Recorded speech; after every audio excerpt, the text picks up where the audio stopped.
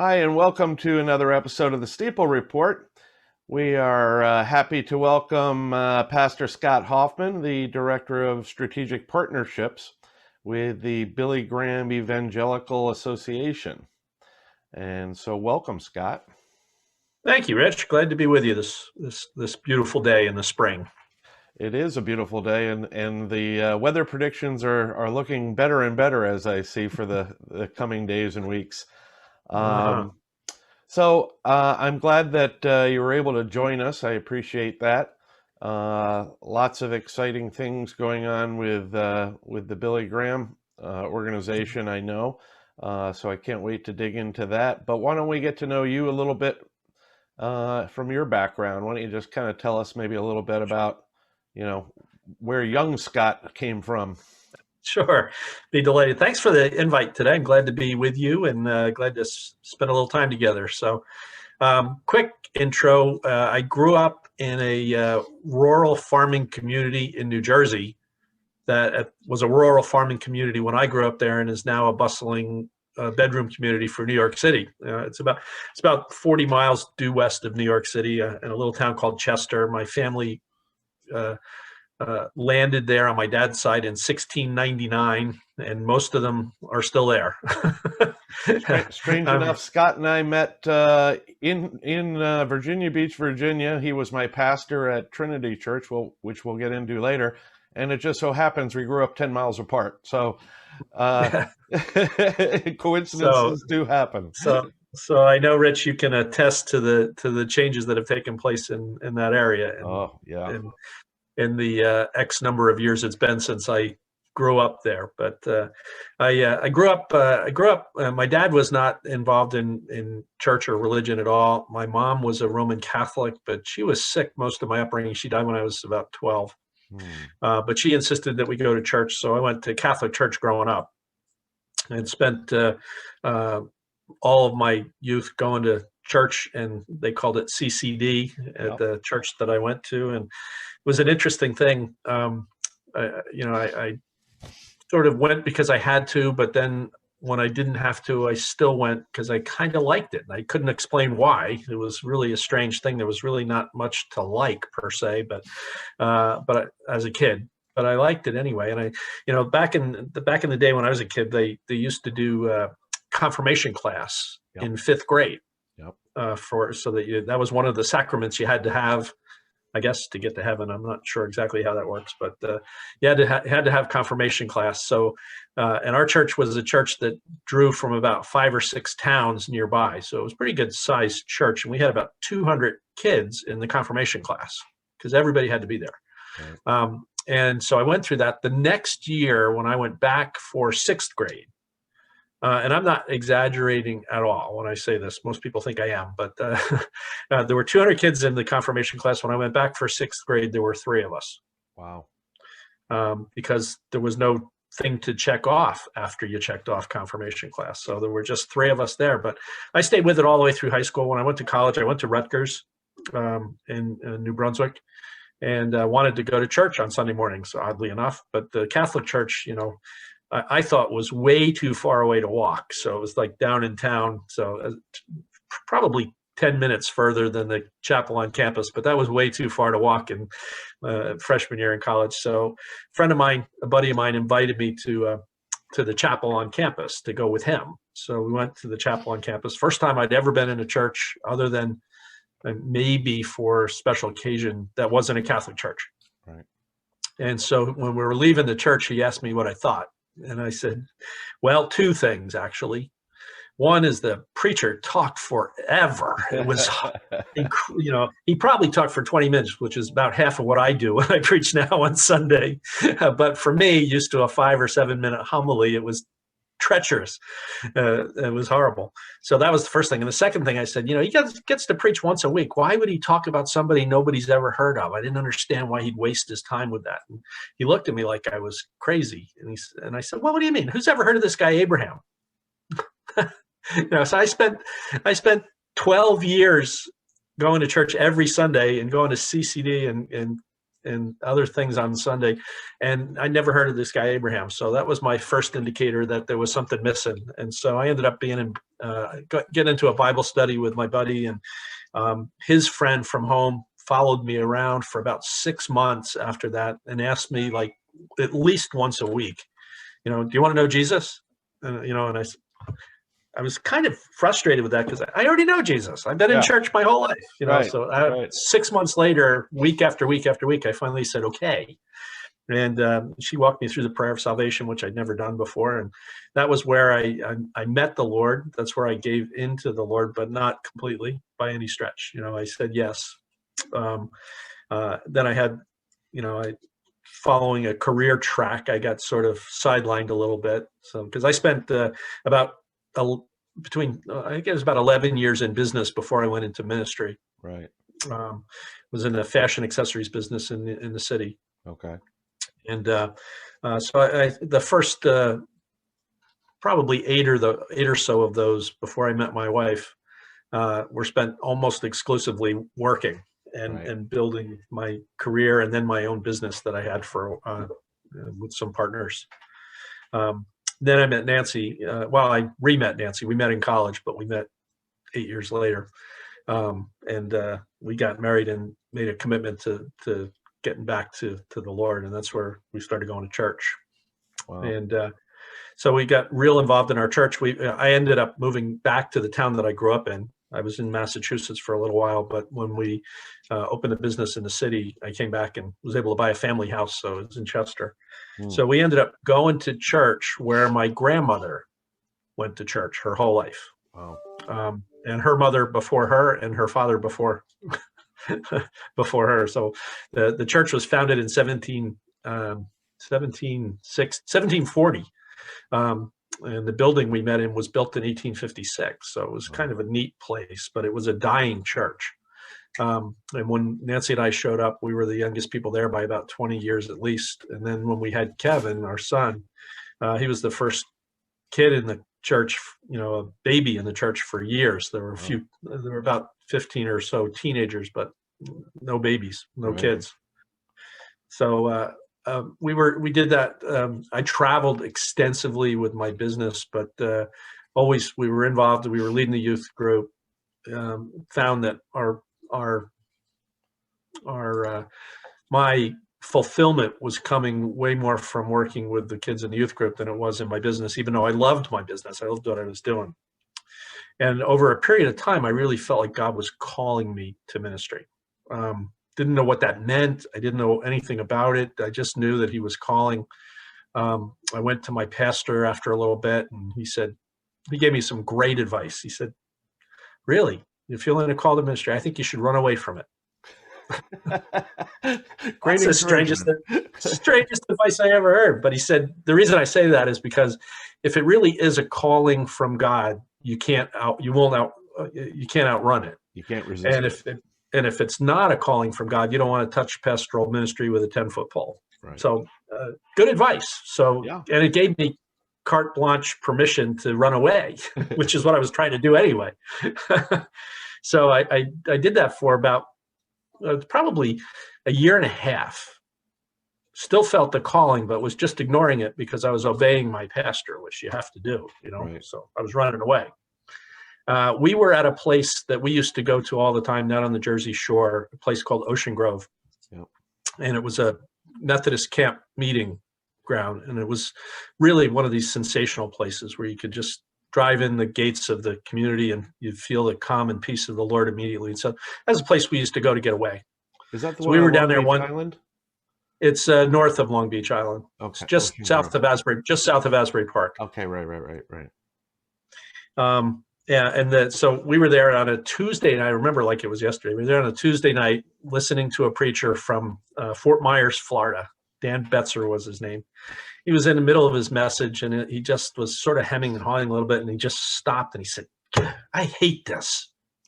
Everyone goes, hate what? He goes, well, I'm from an AG church in Florida, so I do this at home. Nobody cares.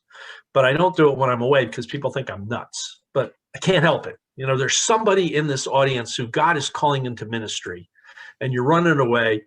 Answer the call so I can get back to my sermon. Wow. Then he went back to his sermon and never said another word about it. Wow. And so my response was to look around the room and see who he was talking about, hoping somebody else was going to jump up. But that was when I knew that it was time, and that's when I went to the church. We were in between pastors at that time, and church was really falling apart. And I didn't have any training whatsoever, but I put my name in the hat to be the pastor of our church. Wow. I had been the leader. We had deacons, not elders, in that church, and I had been the head deacon for a couple of years during this whole transition period, and they'd come to rely on me for a lot of stuff. So that's what I think God's calling me to do. So that's what I'll do. Was that a non-denominational church? It was a non-denominational church. It was a congregational church by name, because it was founded in 1740, when that was the only churches there were, basically. Right. But it was non-denominational. It was non-committed to anybody. So that was in like September, and by November I was the pastor of the church. Wow. And one of my favorite phrases is, I took over the church. There were about 30 members. And it took me almost a year to grow it to 25. So a good record. Yeah. Well, it was one of those things where those 5 people really had to go before God would bless it. Right. Because those 5 had really been the ones that had kept it from growing all along. Right. So anyway, I started there, thought I was going to last about 3 weeks after I started, but ended up going to seminary while I was pastoring. I went part-time. Took me about 7 years to finish my MDiv degree. Where did you go? Went to New Brunswick Seminary down on the Rutgers campus. Yep. I ended up staying pastor of that church for 16 years. Wow. We grew from 25 to about 300 when I left. Wow. On the rolls. Probably had about 200 on average Sunday. And I was there for 16 years, and then became the CEO of that ministry on the Jersey Shore, the Ocean Grove Camp Meeting Association. So Nancy and I, my wife Nancy and I, co-led that ministry for 5 years, and we had a beautiful. I mean, it was just a tremendous ministry in Ocean Grove, just a really cool place that's a step back in time when you go there. But they had a great 6,000 seat auditorium that was built in the 1800s, and we ended up hosting a Billy Graham crusade with Will Graham at our facility. And I was intimately involved in the whole process and got to know all the people from the BG organization. And the last night of the celebration, they asked me if I would be ever interested in working with them. Wow. And I said, let me pray about it. Yes. Quite a compliment, though. So I did pray about it, and God gave me release from current position there, and ended up went to work for Billy Graham, and worked for them for 8 years. Finished there. Didn't want to leave there at all. Back in 2017, I just felt God was calling me to Trinity Church, and I had to listen. I hated it. I hated leaving. I had gone through a couple of positions, but I was vice president of our donor ministries area when I left there 3 years ago. Right. But I felt like I needed to answer that call, so I did. And I found Trinity, I think it was within months of your arrival. Oh, yeah, that's right. Probably that's about right. So, so I started there at the end of 2017 and worked until God released me from that, and now I'm back at BG again, which has been sensational since. And so, what are you doing now with the organization? My big role now is to work with our major donor, very largest donors around the country, and primarily to work with Will Graham, who is Franklin Graham's son. Right. Who will one day, in the probably not too distant future, be the leader of the Billy Graham ministry, and my job is to help him with major partners, with major donors, major ministry partners, and just help him in that transition to leadership. I was actually watching a Will Graham. He was preaching down at Dallas Theological Seminary. I think this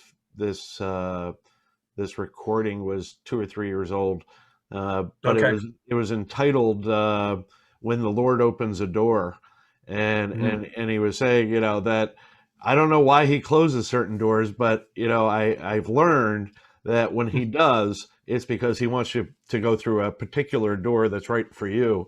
Yeah, And absolutely. that sounds like, even though your route might have been circuitous, the door that originally was open to you was the right one, and you found it open again. Yeah, thank the Lord for that. I know that I was supposed to be at Trinity for the 3 years that I was there. There were some things that, in retrospect, I look back and I say, yeah, I see why he called me there for that period of time. But this is where he wants me. This is where I am, and I'm thrilled about it. Will tells that story quite a bit about open doors, and he relates it to himself because he was a pastor Right. before he went to work for the ministry, and his father called him and said, I really need you to come to work at the ministry. Yeah. And he just said, I don't want to do that. I love being a pastor, and my father pays terribly. He's funny in that preaching that I was listening to. He said, my grandfather only pastored a church for 14 months. So if you've pastored for more than 15 months, you've accomplished something that even Billy Graham hasn't done. That's right. That's right. But Will is really really an awesome young guy, and he has been such a great student of his grandfather. And Franklin is a tremendous visionary and a great leader, but Will is like a purebred evangelist, and Yeah, I just I can see that. and he loves people. He loves being with people. He loves hanging out with people, and he loves to speak a language that everybody gets. Right. So. Yeah, I remember once you were telling me that when you were drawing parallels between he and his grandfather, that one of the Billy Graham's strengths was his ability before and after a crusade to connect on individual levels, and that not that Franklin doesn't have that ability, but that it comes very naturally to Will, that he really connects one-on-one tremendously well. He does, and he loves it. That's Right. I wouldn't want to be his day-to-day handler, though, because he wants to be the first guy in the room and the last guy to leave, and he's got to be other places, and he never wants to leave a conversation. And from my perspective as a relationship builder, for him, that's perfect. That's Right. ideal. But if I had to get him to the next place, I'd be a little less excited about Yeah. but he just when I've had the opportunity to visit with donors and ministry supporters all around the world in their homes, and as I've done that over the years, I'll go into these homes and sit in their living room, and they'll have pictures, all the family pictures up on the mantle with all the and almost all these houses have one picture on the mantle, which is them with Billy Graham. And probably 99% of them, they didn't get that picture at a crusade because that would have been impossible to get. Right. They got it at one of these times that Dr. Graham came into the city and was in a smaller setting and took the time to shake hands with people and meet people. And he had the ability to make you feel like, him and he was a Right. friend. Right. And that's Will has that same personality and the same desire to do that. So as you do travel with Will predominantly, what are you seeing out in the country? I mean, I feel as if we're all living in a cave at the moment where, corporate prayer is not happening. So a lot of people are separated from their church families, and, we're watching online and maybe talking with some people, but are you getting a sense of anything going on out in the country? Because I know you've been out and about. Yeah, and it is very geographical. It depends on where you are, what things are like. I mean, I've been in Rapid City, South Dakota, a number of times over the last couple months, and it's they're wide open, and people are still getting together. We were had an event with about 400 people in a sanctuary that held 500, which Right. would be unheard of in Virginia. Yeah. And then we were in Des Moines a couple weeks ago and had a great event there. Where sanctuary that hold about 1,000, and we had about 400 or 500. So people are what I'm finding, and then on the other hand, I was in Vancouver, Washington. We had a meeting with 25 people for a small, what I was hoping to be an intimate dinner, and they put us in like a ballroom 12 feet apart from each other in a big square that looked like it was for 500 people. It was, but that's the state rules that they had to follow. And hard to so it really connect. does depend. Yeah, really hard to connect in that atmosphere. But generally speaking, I'm finding people are, they're pretty finished with COVID. Yeah. They're pretty finished with not being able to get out and to do things. And, and there's people that are still afraid, but for the most part, I'm finding more and more people are willing to get out and find something to do. And the interesting thing as it relates to church is, people are getting out. And I was just talking to somebody the other day, they had to wait 40 minutes for a dinner reservation, and churches are, running anywhere between 40 and 60% of what they were doing before COVID. So Right. not everybody's coming back, and specifically not everybody's coming back to church. Right. Yeah. I mean, I've had my reluctance to go in person myself, but Yeah. my bravery is increasing, and I think it's coming soon, because though the church that we both are involved with does a wonderful online Sunday service, there's just nothing like being in the room with your church family and having communal prayer, and there's that spirit that happens in a group of people that doesn't happen in my living room. Absolutely. On the other hand, we're, the post-COVID church is going to have to continue to figure out how to do both of those things well. Yeah. We can't, nor should we, I think, plan on going back to normal, whatever that was, because I think God was, God will, I don't want to say God created COVID or God wanted COVID to happen or any of those things theologically, but in that scenario, God is always going to teach us something and wants us to learn something. And if our pure desire is just simply to go back to where we were before, right, then we haven't learned anything. And I think part of what we're learning is it's great to be in the building and it is great to be together, but that's only a part of what it means to be the church. It's not the whole thing. No. And I think we had a tendency, the church in America in particular had a tendency to treat the Sunday morning experience like that was what church is. Right. Yeah. I mean, one of my favorite expressions, because I'm very much an advocate for community engagement and impact, and really, really being responsible. Kind of the idea of the parish used to be that the church is responsible for your neighborhood, and so yeah. My favorite expression on that kind of subject has always been that Sunday at church is the locker room, and the game is outside of the building the other 6 days a week. I use that expression a lot. I might have gotten it from you. but I also love the question, and I don't remember who raised it first. Can't take credit for it myself, but the question was raised: if your church ceased to exist tomorrow, who other than your members would notice? Right. And if you can't answer that question other than the people who are coming to church, then that means you're not being the church. Exactly. You're doing church, but you're not being the church. And I think COVID taught us that. I mean, we have a very vibrant church here in Virginia Beach. I mean, tremendously vibrant church, doing a lot of things.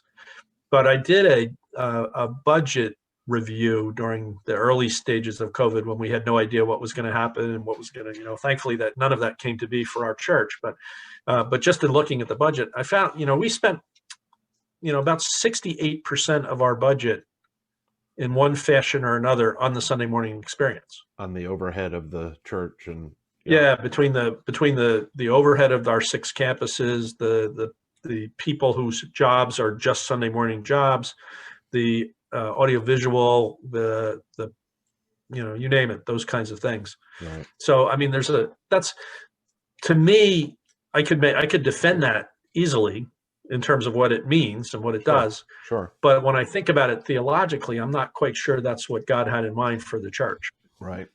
No.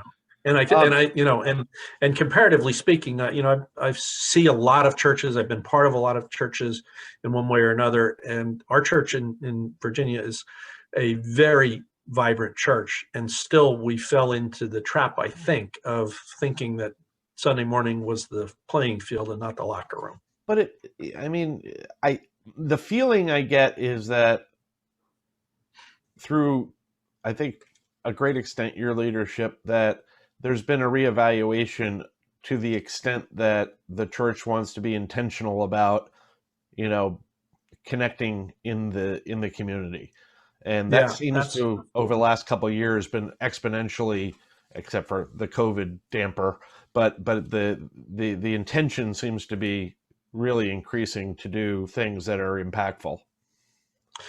yeah. We had a desire to go in that direction, and then actually, COVID, rather than hurting it, actually helped it, because what we did at our church is, about the second weekend, we were about 20% down in offerings on a weekly basis for the first 2 weeks, and we said, well, we could either hunker down, and I think you used the term preservation when we talked one time. We could hunker down and preserve ourselves during this period, and then come out of our shell when it's over. Or we could walk out in faith and say, God, this is a time where instead of shrinking back, we're going to actually move ahead. Right. So we in the midst of the third week of COVID, we asked the congregation to raise an additional $500,000. Right. In order to fund what we called the Lazarus Project, Right. and the community support network, which was designed to come alongside of individuals and Christian ministries that were struggling because of COVID. Right. And we ended up raising $539,000 and giving all of it away in 2020, and seeing some unbelievable results from some of the partners that we were with and some of the individuals, some phenomenal stories. I mean, the first story that always stands out to me to some degree is, we had somebody who was about to be evicted from their home, Right. and needed a $1,200 mortgage, house payment, rent payment. And so we offered to pay that payment. And so when I got the name of the landlord and sent the check to the landlord. And then a couple of days later, I got a call from the landlord's daughter, who thanked me for paying the rent for the tenant, because if the tenant hadn't been able to pay the rent, her mom would have lost the house. Wow. So with a $1,200 rent payment for that one person, we helped that person, but we also helped the owner of the house keep the house. Yeah. And we had story after story after story that were just like that, both domestically and internationally.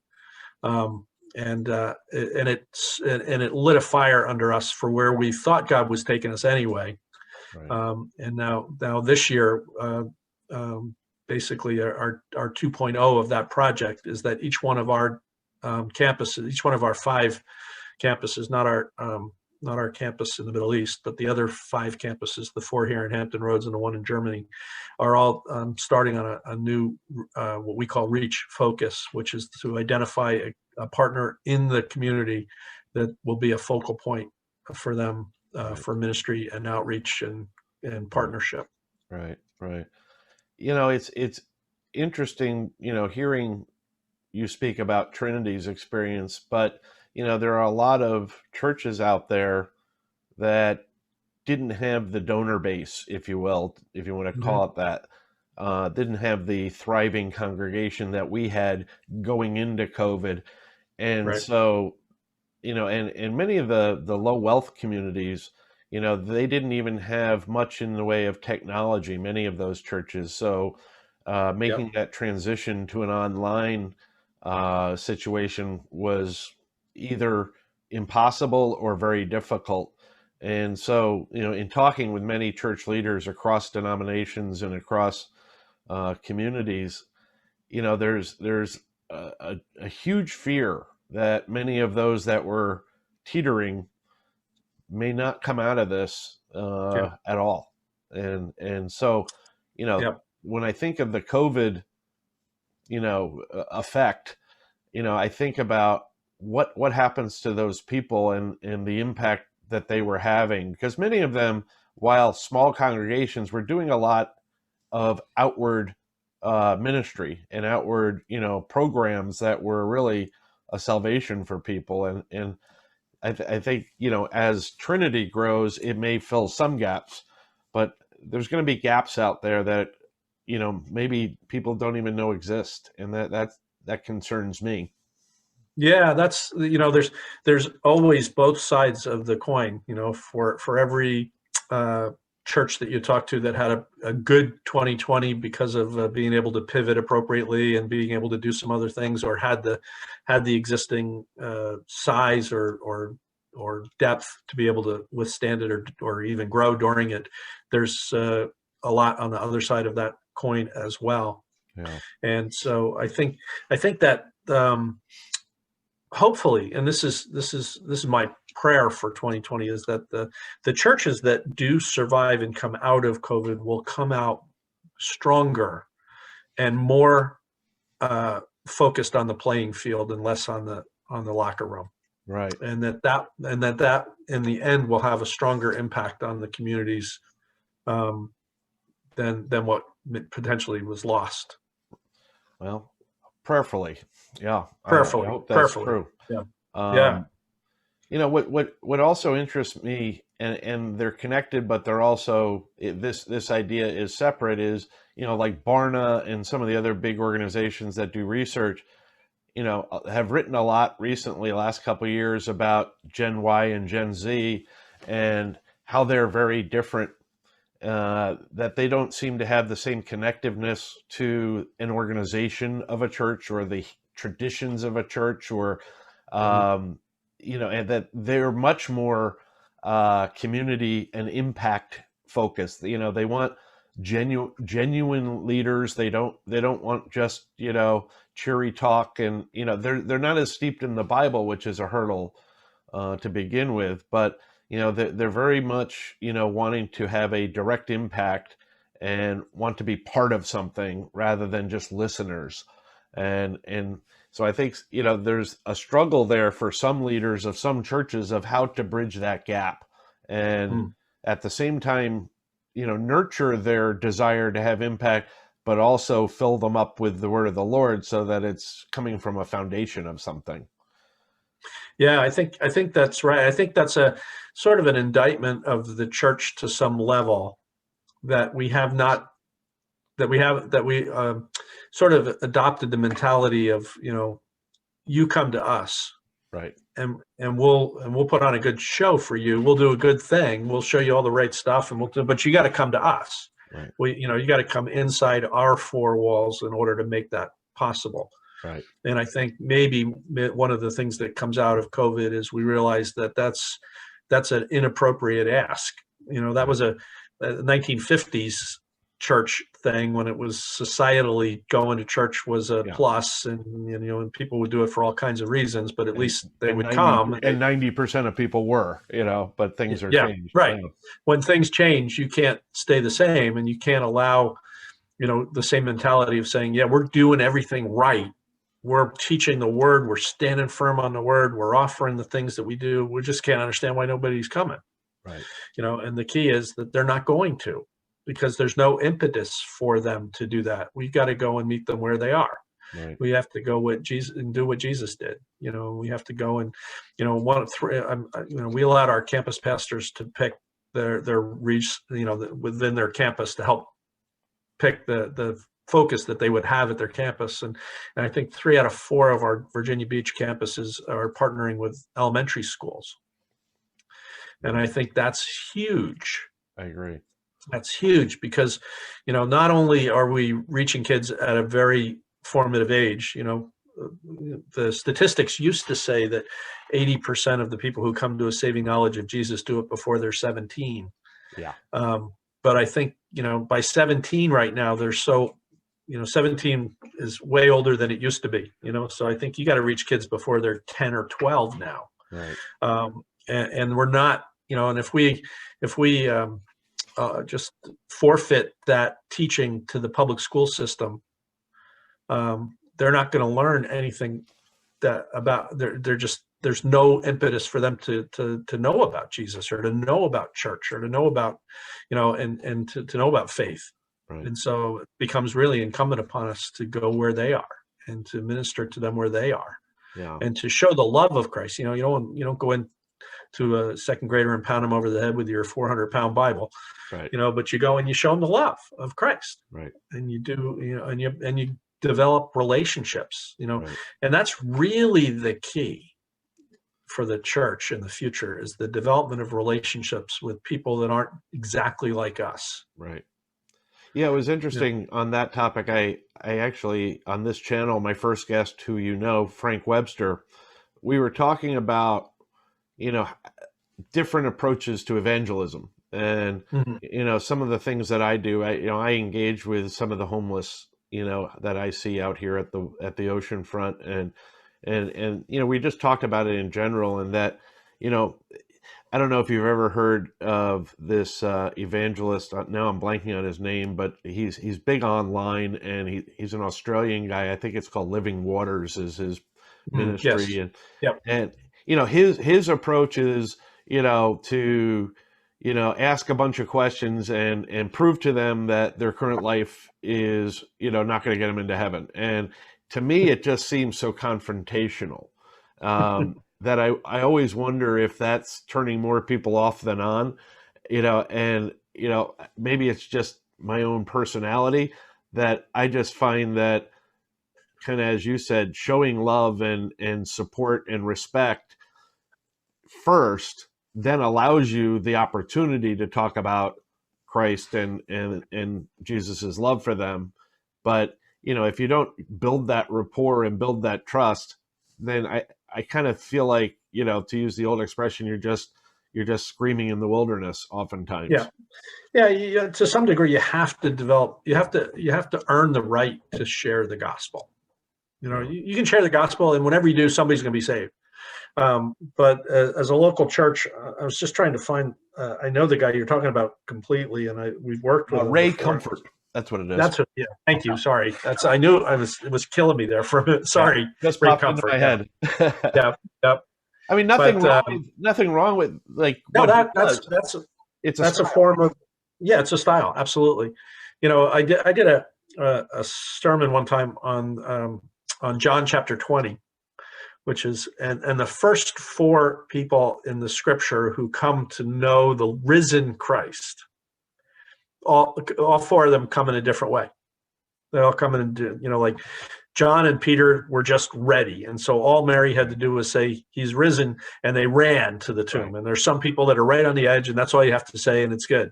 But Mary was heartbroken, just weeping, couldn't even see Jesus standing right before her eyes. Right. But because of her grief. And so some people are going to come to Christ in that kind of grief. And what Jesus did was just call her by name, Right. And so we need to come alongside somebody. And sometimes when that'll be the key. For the disciples, it was being together, it was coming to church.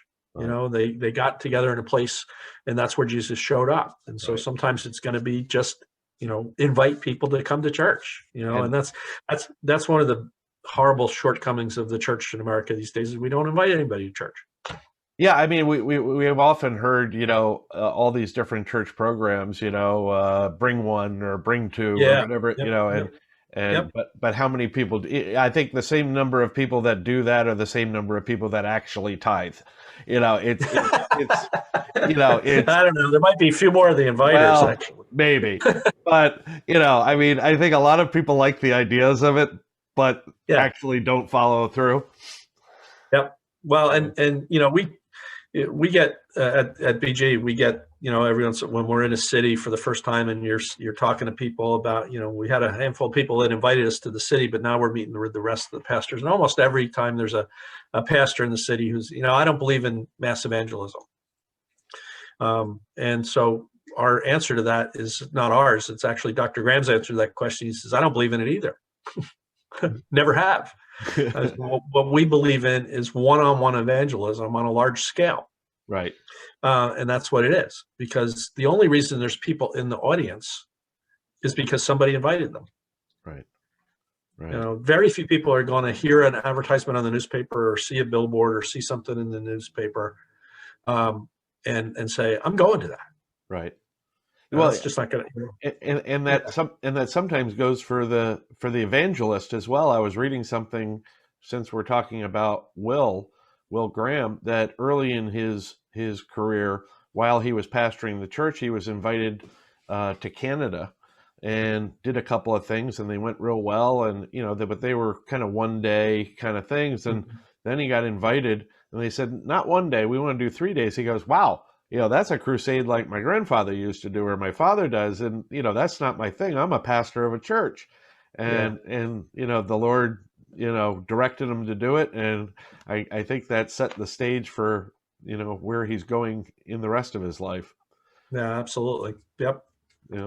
But, so, looking at the church, I'm trying not to be the pessimist, but we constantly are reading about the numbers. Especially we see the numbers more, I think, about the denominational churches and how their numbers are dwindling. And you know it begs the inevitable, or the question of, is it inevitable we follow Europe and Canada in a decline? Or is there something that we should be comforted by? Do you see signals that should lift us up? Well, I wish I could say yes. I see. The church is always going to be here till Jesus comes back, Yeah. and the church is thriving in places where it's under the most persecution. The church is thriving in the Middle East. Yeah. The church is thriving in China. Yeah. The church is thriving in places in Africa and South America, and places where it's very, very, very difficult to be the church. Right. The places where the church is faltering are in the places where it's the easiest to be the church. Yeah. And I think one of the things that will help us in the United States church is, as society continues to turn against, I don't want to use that term like No, not adversarially, but melodramatically, but it becomes less, more and more adversarial, and the government gets adversarial, and one day they take away our tax advantage, or one day that you can get arrested for hate speech, which is biblical truth, or right. those kinds of things. To me, that's when the church will blossom. Because It's unfortunate. It's I know that's human nature, whatever it is, but when it's really easy, if you read the letters to the churches in Revelation, one of the most often things in terms of instruction is to wake up. right. And when things are easy, when it's societally correct, those kinds of things, the church gets sloppy and not as fervent. A little too comfortable. Yeah, very comfortable. Yeah. I had a good friend of mine who was a pastor in Alabama, and he came up to preach for us in Ocean Grove in New Jersey. Completely different, and this was many years ago, but completely different societal approaches to church. Right. And he said, I love coming up to preach in New Jersey because everybody who's at church in New Jersey wants to be here. They're not here. They're not here because they would get in trouble with their neighbor if they weren't here, or their business would suffer if they weren't here. So I think we're moving in that direction to some level. And biblically, I get somewhat excited about the fact that almost always in the scripture, when God is fixing to do something big, he reduces the number of people for whom he wants to do it, with whom he wants to do it, because he wants to make sure that that people understand that he did it. Right. And so as our numbers perhaps decrease, what he's going to do in the midst of it is going to be the glory is going to be his. Yeah. Instead of the glory being some mega pastor or some mega church. But it is encouraging that, for the declines that we're seeing in some of the denominational churches, there seem to be increasing numbers in more Bible-based churches. So, those that are maybe switching from one to the other, as I did, maybe it's because we're being moved to wanting to get closer to the Word instead of just the formalities of a historical Yeah. historical way of doing church, that the word is becoming more the center.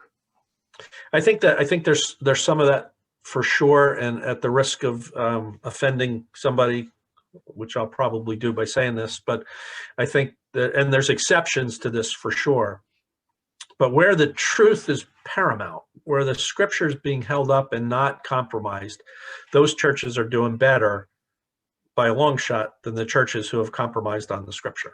Right, right. And again, there's exceptions. There's churches that are preaching the gospel without reservation and they're still struggling. So I don't mean to say that that's a panacea, that you preach the gospel and you get 1,000 people on Sunday morning. Right. But generally speaking, the reason denominations are suffering is because the higher percentage of those individual churches are just not preaching the whole counsel of God anymore. Right. They're compromising on issues and not, even if they're not compromising per se, they're just not talking about that issues. Well, and I think like Tom Rainer and some of those types of people would say is that, the more established denominational churches have become very inwardly focused. And so they're thinking about the building, and they're thinking about, the things they do inside the building on Sundays, rather than looking outside of, how to connect and how to share and so. Right. They get worried about survival. Right. Right. For the most part. Yeah. And to your point, when we've heard and read and the testimonies that are going on from places like Iran and Iraq, and it's too frequent to chalk up to just having a dream. These people are, huge numbers saying that Jesus is visiting them. Yeah. Oh, there's no doubt. I was in the Middle East about a year and a half, right before COVID. And I sat with, I think there were probably about 30 people in the room that I was in. And out of the 30, they were believers. And out of the 30 people, this was in a Muslim country, but of the 30 people who were in that room, 27 of them came to knowledge of Jesus through a vision that God had given them. Right. It's hard to overlook. It's not an aberration. It's just that's God will work how he needs to work in the places where he'll work and where people will be receptive. Yeah. And it's just so interesting culturally in different countries, where maybe they're just more open to it and less skeptical, as we Westerners have become. Yeah. There's no doubt. They're open to that, because you hear it in Africa and you hear it in parts of Southeast Asia, that they're much more open to these concepts than maybe we as Westerners are. I've seen it firsthand. In many places where I've been. And, I spend a lot of time in Haiti, and I've seen some stuff go on in Haiti, some miraculous things that God's done in Haiti at just ridiculously higher levels than I see them in my own backyard. Right. So in terms of the Billy Graham organization, where do you see that going in the maybe near and long-term future? Are things are there any changes being contemplated that? We're always changing, because we've one of the things Dr. Graham taught us was to, really crusades are the bread and butter of the ministry and have been. But they're no longer the place where the most people come to Jesus because of innovation. Dr. Graham was the first one to go on television and be part of television ministry. He had the whole Worldwide Pictures movie presentation. He wrote books. He did all kinds of things. And Franklin has been an incredible visionary in that regard as well. And so we've moved into areas like about 2011, we moved into internet evangelism. Right. That's our internal name for it. It's Search for Jesus is our website, or Peace with God are the two websites. But and what we do with that particular ministry, just to give you a thumbnail sketch, is that we go on and buy words. How people buy AdWords to be on a search. And so we buy words like lost, suicide, divorce, sin, jobless, certain, Yeah. whatever people are going on the internet to search for in a desperate situation. Right. We put enough money into that ministry to end up on the front page of that search. Right. And so we'll be really close to the top of the search. And so when somebody hits our link, it will give them a biblical, hope-filled answer to the very specific question that they asked. And then at the bottom, there'll be a, do you want to know more? And so if they click on that, it'll take them and give them more information, give them more biblical, and then they'll, it leads them through a process and eventually leads them to the place where they get to walk through this, the steps to salvation. And we have, about, what are we up to, about 6,000 internet counselors around the country now that can minister to people all over the globe. Right. We're in 5 languages now on that. We've seen since 2011, 94 million people have visited that website, and we've had 16 million decisions. And 2020 was the biggest year ever for it, because for obvious reasons. It's interesting. I've looked at a lot of the different stuff for the organization online, and one of the things that actually it's got something stirring in me is their chaplaincy program. Yes, our rapid response team. Yeah. Yeah. So that's even something that I might want to investigate for myself, because I see the good that both Samaritan's Purse does and other organizations do when there's a catastrophe of some kind, and how much good they do for people that are in need. Well, our rapid response team was actually born out of 2001, September 11th, 2001, when our ministry went up to help in New York, and there were just not enough chaplains to deal with the number of people who needed.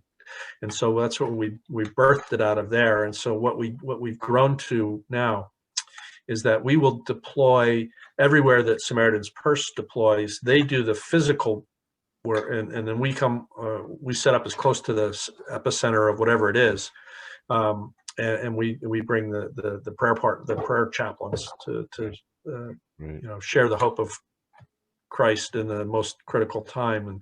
And that ministry's grown so dramatically since we started it, that we do probably now, unfortunately, which is really unfortunate, is we probably do about 50% of our ministry is with natural disasters, and 50% of our ministry is in man-made disasters. So we'll go into places like our rapid response team is in Boulder already from last night. And so and last year they were deployed to Seattle and to Portland and Kenosha and Minneapolis and Philadelphia and Washington, D.C. And we've developed such a significant rapport with law enforcement that they know we're coming, and we are able to get almost to the dead center of the issue of whatever's going on. Right. And that's where we set up our mobile command center. Right. Yeah, and it's been a remarkable ministry. Like we had 50 deployments in 2020. 50. Wow. Prayed with 43,000 people. That's amazing. Yeah. And anybody can be a chaplain. I mean, we do Sharing Hope in Crisis is the basic course, which we've been doing in churches. And it's a fabulous course, whether you become a chaplain or not, because it helps you with, there's different degrees of tragedy. You can have a tragedy that requires a big response, but you can also have a car accident for a teenager in town. It could be just one family that needs help. That needs support. Yeah, exactly. So we're up to about 12,000 chaplains now. I think I need a local sponsor, though. I don't know who I could call for that. I'll find you somebody. I'll find somebody. But so that's when we're talking about that, we're talking kind of about localized things. But one encouraging thing for me has been during this COVID, just friends of mine who are not particularly religious. Some of them are, atheist, or not aggressively, but just probably more agnostic. Actually confided in me, because they know I have faith, that they've actually prayed for the first time in a long, long time during this, just for peace and for support. And so, God moves in mysterious ways, as they say, and so maybe some hearts have been opened. Oh, I'm certain. I think that there are more hearts open than than before COVID, because all of a sudden, all the things that we thought we could depend on, Right. no matter, a simple, tiny, invisible virus can destroy all the things that I built for my whole life. Exactly. Where's the confidence in that? So I gotta find something bigger than that. Right. So there's a kernel of optimism that I've found, and but generally, even though there are some negative signs out in the world, the more I look broadly, I see a lot of encouraging signs that, like we talked about, that around the world, in places that have had very little Christianity, there's a lot of people waking up to having the Spirit come to them. So there is. Yeah, there is. And the thing that I try to tell people, because sometimes you look at this stuff and it's kind of overwhelming, and you see the world around you and you say, oh, everything is, the old expression, going to hell in a handbasket, and literally or figuratively. And so, what could I possibly do to make it, to be impacted by it? And this was a movie that I watched a long time ago. I think it might have been Mel Gibson's first movie ever. So that's how old it is. But the name of the movie was My Year of Living Dangerously. Oh yeah. Or The Year of Living Dangerously. Yeah. I forget. But Mel Gibson played an Australian newspaper man who came into a country that was incredibly impoverished and just about to have an overthrow of the government. Yeah, I think it was like Cambodia or Laos or something. Yeah, I'm trying to remember where it was. I'm trying to remember Sumatra. I don't remember exactly, but it was a country that was, and he came in from Sydney, and the person who was his handler in the city that met him the first night, they went for a walk so he could get a view of the city and see the poverty before his eyes and see and so they got back from the walk, and his handler said to him, well, what do you think? And he goes, it's so overwhelming, nothing can possibly be done. It's just and she said to him, his handler said to him, that is such a Western way of looking at things. Right. He said, you look at the big picture, it's too big, and you decide you can't do anything, and you don't do anything. Instead of looking at the person in front of you who's impoverished, right, and doing something about that person. Right. Because you can do something for that person. Right. And so what I've been preaching for a long time now is, let's build relationships. Yes. With people who aren't like us, because we can be very fat and happy and sit in our, either our sanctuaries or our living rooms and think we've got it all together. And, I'm really good because I'm going to church and I believe in Jesus and I love him and all this, and never meet people, 80% of the people in our community, right, who are struggling, who are struggling not just financially, but struggling because they don't know Jesus. Mm-hmm. And it's overwhelming if you think 80% of the people around you are struggling one way or another, but there's one person that you can talk to. Yeah. So talk to him, get to know him. As Bill Hybels said in his book, just walk across the room. Right. I mean, yeah. Maybe one way to say it is there might not be one answer for all, but there's a million little answers, and absolutely, and those are important. Yeah. And you take it all together, it is overwhelming. Yeah. But you can have impact on one person. And if everybody has impact on one person, the multiplication effect of that is there's going to be a change. Right. Right. For the good. And so don't throw up your hands and walk away and say, nothing I can do. Yeah, I mean, it's that whole, what is it? A journey of 1,000 miles starts with a single step kind of a thing. You just same concept. Yeah. It's too easy to throw up your hands and say it's too big. Right. But we can't do that. That's not what Jesus calls us to do or to be. Right. Well, I appreciate you taking the time today. And my pleasure. Thanks for having me. It was great. I'd like to give you the opportunity for a minute or two to maybe just share whatever's on your heart and mind, and then that'll take us out. Well, I finished just by repeating what I just said, because it's really important to me, is that, what we need to do is we need to leave our sanctuaries. We need to be in our communities. We need to find somebody that needs help. And it doesn't, and I'm not talking about like an economic handout or those kinds of things. It may be that, but it could be somebody who's just lost somebody in COVID. It could be somebody who's lost a job. It could be somebody who's just, uh, as wealthy as you could possibly imagine, but lost more than you know. And so find somebody by being out there, and God will direct you. God will always lead you to the person you need. It's remarkable when you say, God, use me today. And if you really mean it, not just say it, but if you really mean it, he will. Yeah. That's a prayer that he will answer 100% of the time. And then that's where things happen. Yeah. And you never know what's going to happen with that. I can tell you for sure, if you don't do anything, nothing's going to change. Absolutely. I'm not much of a prophet, but I can tell you that.